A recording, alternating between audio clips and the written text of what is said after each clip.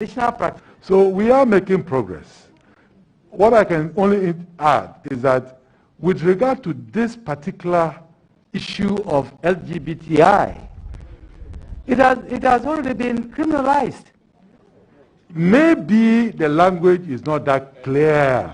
And so that's why I have been indicating that this House can propose requisite amendment. Yes, so that we don't have to go into all this.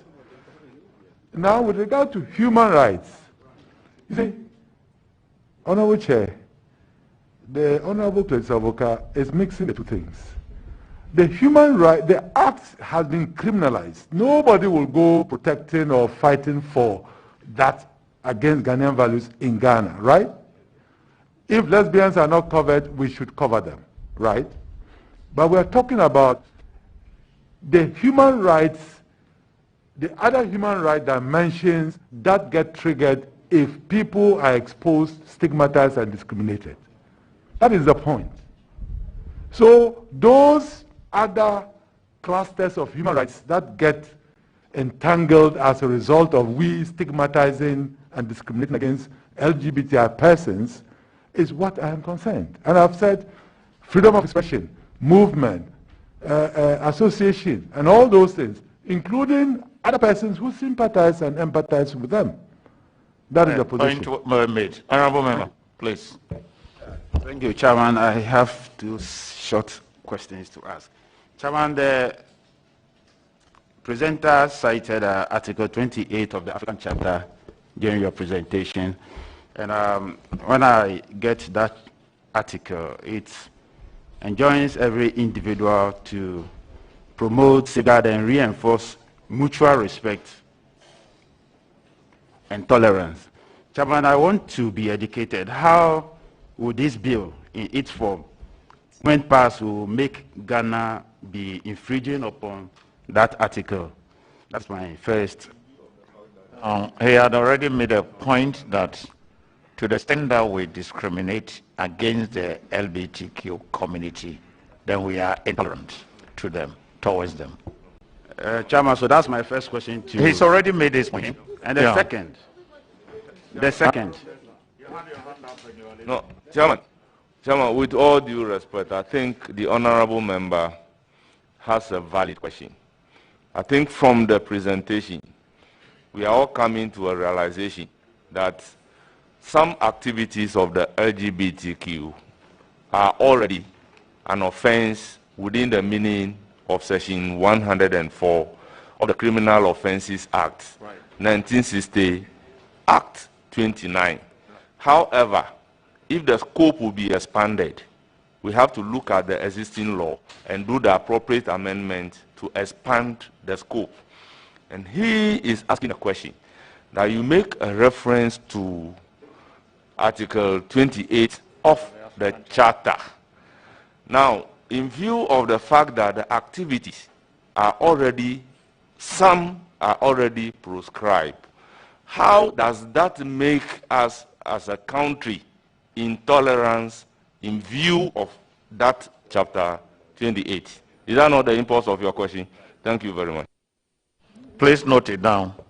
Are you done? Okay, go ahead. Chairman, it appears that from what you are hearing on social media, that this bill is only targeting LGBTQ community, which is a minority community in society. Chairman, I want to propose to Judge, if this committee decides to bring all the sexual offenses in Ghana, in our statutes, to consolidate it into one act, so that this LGBT will only be a chapter or a section, would that allow Ghana to be within the SDGs? Thank you, Chairman. Chairman, what he's saying is that he said that because if we discriminate against LGBT community, we will be offending the SDG some way. And I'm asking, yes, it appears because the bill is providing for only LGBT community. So my question is, if we bring all other sexual offenses law in Ghana to consolidate them into one sexual offenses act, for example, in Ghana, would that be in form of the SDG or would it be offending the SGD? Thank you.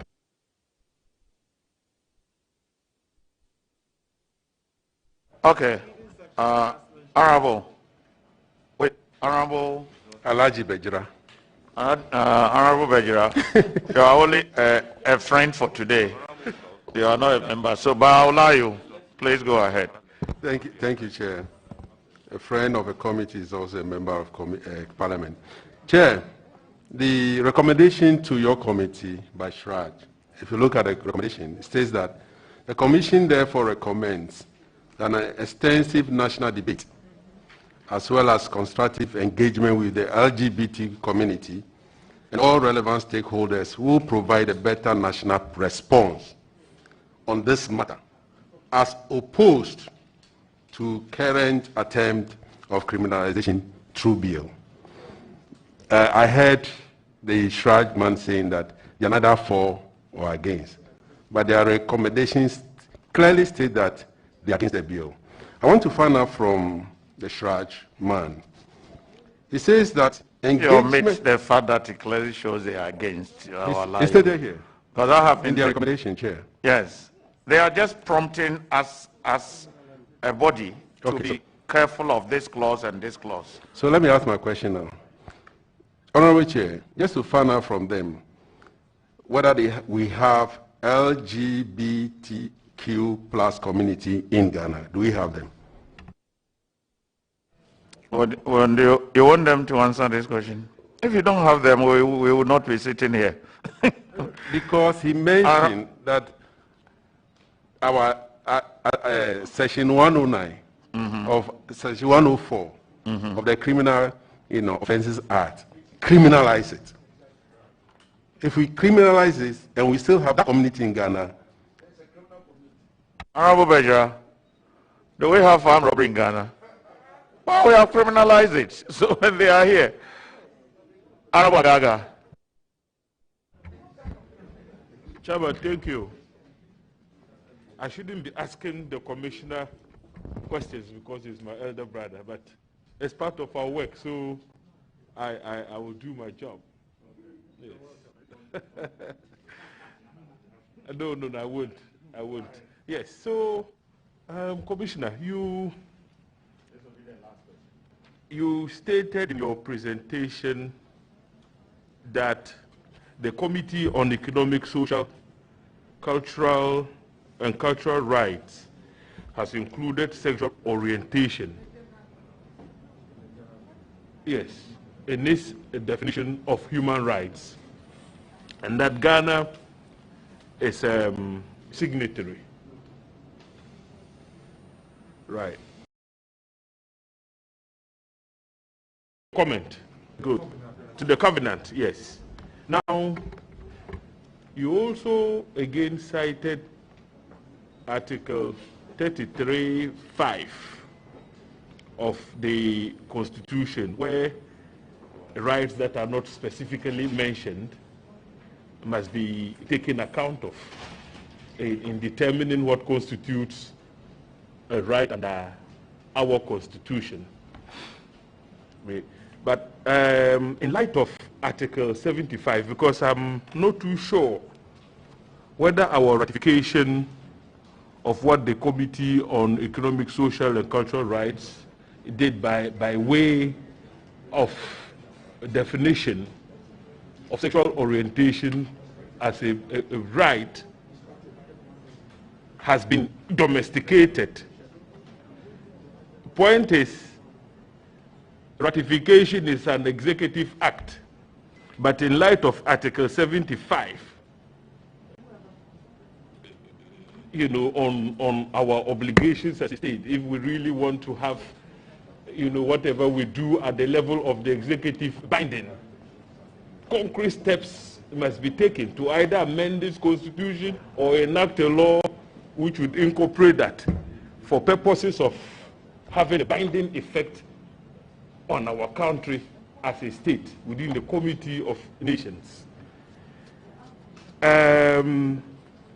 Would you in the circumstances, still maintain that we treat the act of ratification at the level of the Committee on Economic and Social and Cultural Rights. That's a body of the UN. I'm saying that that is a body, one of the organs of the UN. So would you still insist, as the body that is responsible for human rights, that we respect the definition that has now been given, as in equating sexual orientation here as a human right? Should we accept same, even though we haven't taken steps to give full recognition to that definition of a right in our constitution? Because mention is not made of sexual orientation as a right. It is not also a right even under the Universal Charter on Human Rights. The African Charter on People's Rights is not mentioned specifically. So, Honorable, the import of your question, if you can wind up. It's very clear in light of Article What 75, the import of the question? What is the import? How Shraj wants us to treat that particular sexual values. Yes, and whether it's a human right or not. Okay. In light of Article 75. Okay.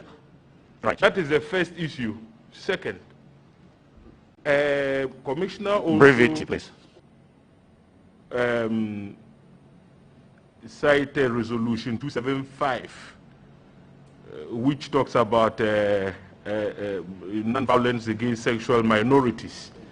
And then he said this was adopted in 2014 by the African Union. No, I just wanted to draw African Commission on Human Rights. Yes, I just wanted to draw attention to what this bill actually seeks to do. That if you look at the bill, clause 22, is on prohibition of extrajudicial treatment, where, in fact, what this resolution seeks to achieve has actually been criminalized. So that if you it's being proposed to be criminalized. Yes. Well, I said the bill, Chairman, with due respect. Right. Yes. Yes. So it's a yes. Yes. Right. Once it's a bill, it means that everything is in the form of a proposal. Exactly. It's not an act yet. Right. Yes. So this has actually been criminalized. It's being proposed to be criminalized. Well, Chairman, it's a bill. So once I say clause, I think there's clarity to the matter. Yes. So would you say this is even progressive?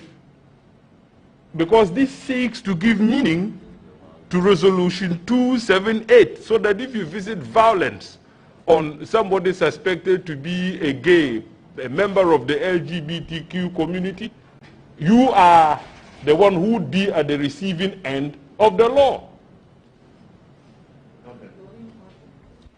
Honorable Asante Watson, this was the last one, but I saw you raise your hand and you were late. Are you sure you're not going to repeat the questions that have been asked already? You have the opportunity. Thank you, Chairman. I wouldn't know whether I will be repeating the question because you said I'll be very late. But thank you for giving me the opportunity. Mr. Chairman, I have a difficulty when my senior from the track said that there is a link between criminalizing the LGBTQ activities to the attainment of the Sustainable Development Goals.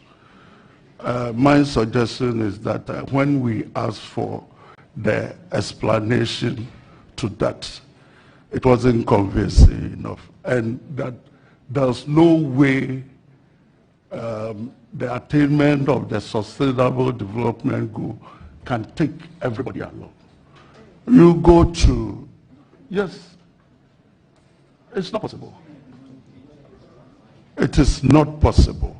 Because you go to our prisons, you have certain syndicated groups, like armed robbers. They did robbery, they came together to do some activities which have put them there. Are we saying that, like my colleague just asked, we will be able to, as it were, justify what they have done, and because of the SDGs, we have to, as it were, exonerate them or what? It's an independent something. If you're making a very good case, make your case and leave the SDGs out. I don't think the explanation that you gave was coherent enough. Thank you.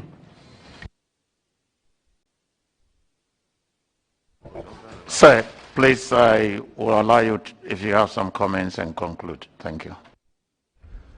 Thank you, Chair. Let me start with the last questioner. You see, I would advise this committee, because of the nature of the functions you perform, constitutional, legal, and parliamentary affairs, you are at the pivot of the implementation of the SDGs and holding government accountable for its implementation. And one key principle underlying the whole implementation of the SDGs is leaving no one behind. And each goal are aspirations. The goals are aspirational. And so, for the honorable members to say that we have not made our case because when you take the example of prisoners, if the prisoners have gone to fair trial, there's nothing, you would have met the goal. Two, if you are treating the prisoners with humanity in terms of giving them food and other rations which are adequate to preserve them in prison, you would have met SDGs. So the SDGs are so vital that this committee, I am prepared, the Commission is prepared to come and we engage on the human rights dimensions of the SDGs, so that we don't see them only as political aspirations, because they are all for every, in fact, there's a mapping that has been made up by the Office of the High Commissioner for Human Rights, mapping every SDG to a human rights covenant or treaty, and it's 98% compliance. So for each goal, there's a cluster of human rights that will be met. All the 17 goals, and there are 139 targets. Right. So that is the point. And I'm saying it's a principle of the SDGs to leave no one behind. It's not me. And so leaving LGBTI persons who we all know exist in Ghana, and that's why we're bringing legislation, is something we must take into account.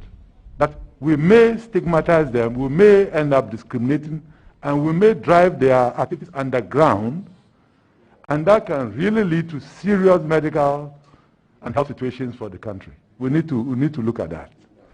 Right.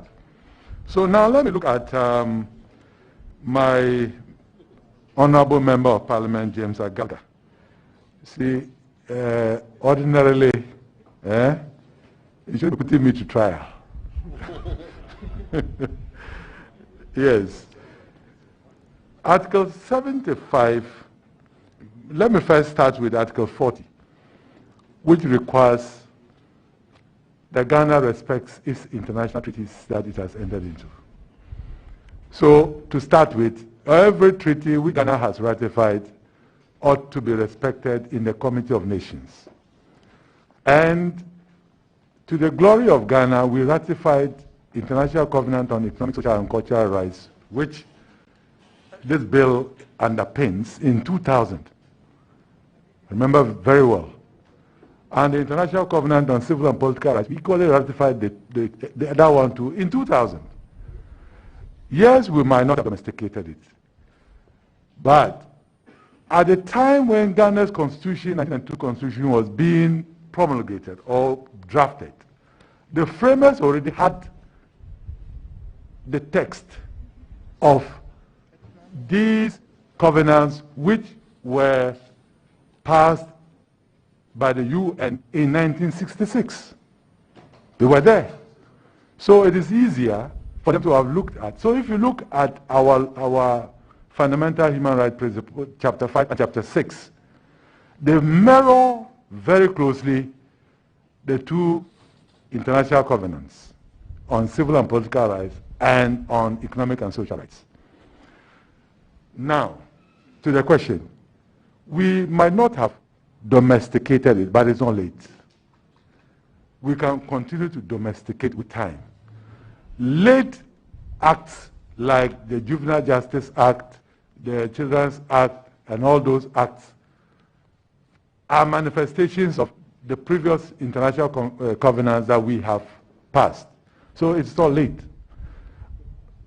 But I would say now, do I expect Article 33(5) to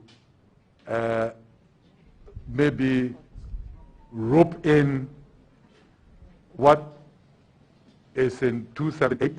Is that the question? Yes. Okay. The definition of the committee. You see, I would say, you see, the Parliament, it is left with Parliament now. If Parliament doesn't take steps to indicate what you want, the likelihood is that one day, the Supreme Court, which equally has the power to interpret the Constitution, could interpret Article 33(5) to include what is in 278 of the resolution of the Africa Commission. It's possible. Article 33(5) gives the courts the opportunity to, when urged strongly, to bring clusters of human rights which do not exist in our Constitution from any other democracy where such is practiced. And this is a particular case in which Ghana has ratified the African Charter and is part of the organs of the African Union, which is the African Commission. In fact, there are cases now before the African Commission against the Republic of Ghana. So why not? One day it could be used. So that is what I would... Commissioner, thank you very much for your answers. Having answered the last question, you are going to be discharged. But before we discharge you, you made a very good statement that probably you would have to engage the committee on the issues of the SDG. We realize that this is something due for long, because ever since you assumed office as the Commissioner for Human Rights, you have not on a single occasion engaged the Parliamentary Committee on Constitutional, Legal and Parliamentary Affairs, Committee of Parliament, that you should be working with. But not for our invitation, you wouldn't even have been here. Now that you are coming to a realization that this is the committee that you will have to carry along, I believe strongly you will do the needful. Thank you very much for appearing before the committee. Actually, Ranking, I'm just being nudged that we actually have an invitation here to engage you on the SDGs this year, and we will do so. Yeah, Thank you so much. Right, so on this note, Commissioner and your deputies are discharged. We are so grateful to you, and we will be looking forward to you inviting us. We need the education as of yesterday, especially on the SDGs. So the Commissioner and anybody and any group that we had heard are discharged. We would hear the next group would be the National Coalition for Proper Human Rights. And then after that, we'll break for lunch. And when we return from lunch, we will hear the Catholic Bishops' Conference, after which we will hear a coalition of Muslim Organization of Ghana, and then presentation by Network for Women's Rights. Then we will hear Mr. Jacob Osei Yeboah. So we listen to Mr. Moses Fuanen morning, and then we'll break for lunch. There are others that are to come in, so I'll plead with those that we have already heard, if you could actually give us the space for others to come in with the greatest of respect.